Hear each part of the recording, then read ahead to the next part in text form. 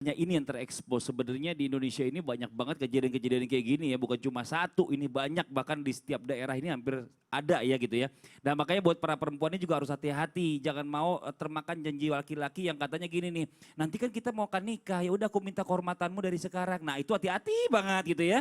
Ini pinter-pinternya laki-laki menjebak ini masalahnya nih. Nah sekarang pertanyaannya nih, kalau di zaman dulu nih, di zaman Rasulullah, Ustadz Syamoniji nih ya, Siap. ada nggak sih di zaman Rasulullah sudah ada nggak sih tipe-tipe laki-laki yang suka menebar janji indah pada wanita nih? Dan apakah wanita zaman dahulu ini gampang tergoda juga? Karena kan zaman Rasulullah ini kan wanita semua terjaga, bahkan sampai banyak yang ahli ibadah dan luar biasa gitu loh. Mohon izin Ustaz Syam, silakan penjelasannya nih. Bismillahirrahmanirrahim. Karena di zaman Rasulullah SAW di masa Makkah, jangankan menjanjikan wanita untuk dinikahi, waktu itu wanita kan tidak diangkat derajatnya, jadi nggak harus dinikahi untuk yang namanya dipakai gitu. Jadi di masa itu memang Al-Quran belum turun, kemudian mereka masih musyrik kepada Rasulullah SAW, mereka tidak mau ngikutin Nabi, akhirnya mereka jangankan yang namanya menjanjikan untuk menikahi, untuk berpergauli saja, mereka itu tidak usah dinikahi. Bahkan wanitanya sendiri yang seperti itu, jahiliyah kan, karena masa jahiliyah.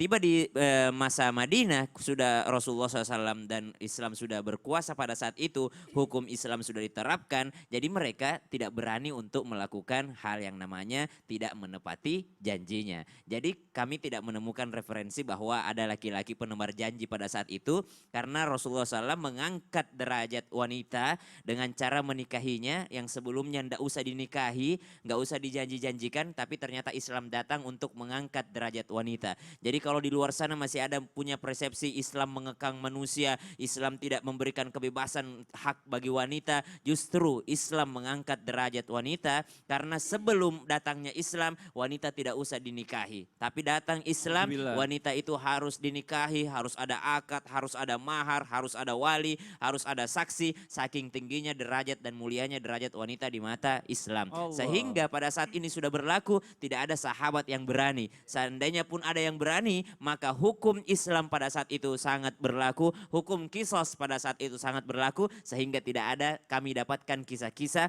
laki-laki yang berani melakukan hal-hal demikian. Masya Tapi Allah. kalau masalah ngeprank ini ya, masalah ngeprank, Iya. masalah nipu itu, jangan kita mengatakan selalu nipu kepada wanita. Rasulullah saja itu sering ditipu sama sahabatnya. Artinya ada sahabat yang hobinya itu nipu Rasulullah. Tapi ini kisah ini bisa kita ambil pelajaran bahwa ternyata di masa Rasulullah itu hidupnya santai aja gitu, nggak terlalu terkekang, nggak terlalu apa namanya. Ada satu sahabat namanya Nuaiman.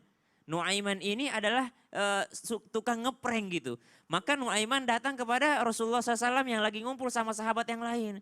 Terus datang kepada Rasulullah, dia mengatakan, wahai sahabat semua, ya Rasulullah makan yuk gitu. Makan, kata sahabat, makan apaan? Tuh ada jualan tuh datang tuh. Sini, sini, sini. Dipanggil jualannya, makan kepada bersama dengan Rasulullah SAW. Udah habis semua, udah kenyang semuanya.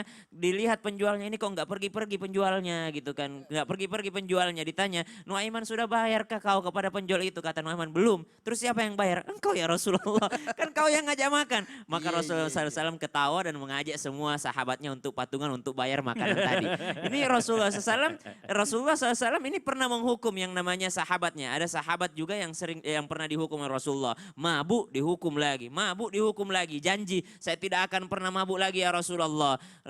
Setelah itu mabuk lagi. Saya tidak akan mabuk lagi ya Rasulullah. Dipukul sama Rasulullah karena hukum Islam berlaku. Maka mereka mengatakan saya tidak akan mabuk lagi ya Rasulullah. Besoknya mabuk lagi, mabuk lagi. Sahabat mengatakan terlaknatlah dia, terlaknatlah dia. Dilaknat oleh Allah Subhanahu wa taala. Maka Rasulullah SAW mengatakan jangan kau laknat dia karena mereka dicintai Allah. Mereka dicintai Allah dan dia juga mencintai Allah Subhanahu wa taala. Jadi serba salah sahabat. Pengen melaknat nggak bisa karena dia mencintai Allah. Tapi kerjaannya menipu Rasulullah, mengatakan tidak mau mabuk lagi tapi tetap mabuk. Ini Rasulullah SAW kalau menceritakan kisah Nuaiman, ketika Nuaiman berangkat dengan Abu Bakar As-Siddiq radhiyallahu anhu warda, berangkat untuk berdagang, itu Rasulullah setiap ada tamu yang datang ke Madinah, itu Rasulullah menceritakannya. Saking ini orang ini ngepranknya luar biasa.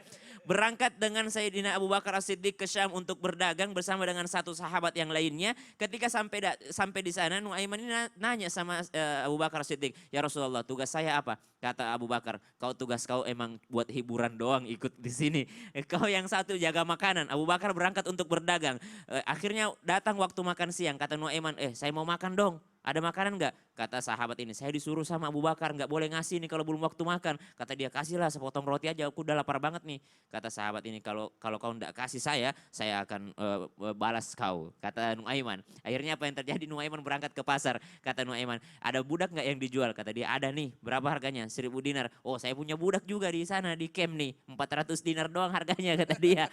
Tapi ada penyakitnya. Penyakitnya apa? Kalau dia ditanya kau budak atau bukan, pasti dia mengaku saya orang merdeka, saya bukan budak. Ternyata yang dijual itu sahabatnya sendiri. Kenapa? Karena nggak ngasih makan. Ini ngeprank tuh luar biasa, nipu tuh. Tapi mereka taat kepada Allah, kepada Rasulullah, meskipun kadang-kala berbuat maksiat, tapi mereka bertaubat dan mencintai Allah gitu. Nah, ini dia ya, kadang-kadang nih kita bicara masalah zaman-zaman sekarang ini, orang-orang yang Mm-mm. masih suka menyakiti wanita berarti seolah-olah kembali Nggak lagi ke zaman takut jahiliyah. dan dia nggak takut kepada Allah, Iya. nggak takut kepada Allah. Astagfirullah. Itu namanya Nuaiman lucu. Nuaiman lucu ya, tukang ngeprank. Ngeprank. Ya Allah, nih buat jamaah yang ada di rumah nih ya. Saya punya meme nih yang berkaitan dengan laki-laki banget pokoknya dia katanya nih. Saya coba bacakan dulu nih, coba kita lihat mana dia tayangannya.